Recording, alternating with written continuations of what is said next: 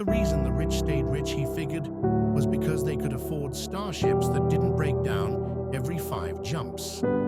Take hyperdrives, for example. His ship had a Class 0.5 hyperdrive, but that thing was highly modified and held together with his shipmates' brute strength, duct tape, and sheer desperation. If he had real credits, he'd just buy a new hyperdrive instead of patching up an old one salvaged from a junkyard that was technically Imperial surplus. A rich Imperial moth, on the other hand, could buy a brand new CNR Systems hyperdrive for 100,000 credits that would last decades without so much as a hiccup.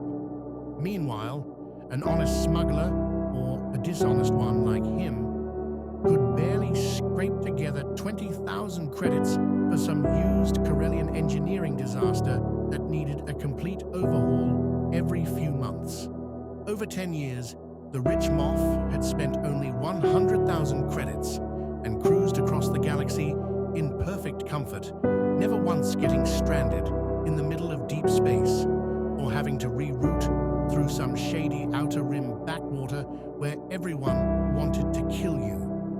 Meanwhile, the poor smuggler had spent triple that on patchwork repairs, bribes to mechanics, and at least 3 desperate missions to steal replacement parts from some hapless TIE fighter.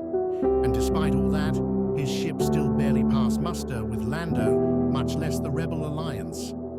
This was his hyperdrive theory.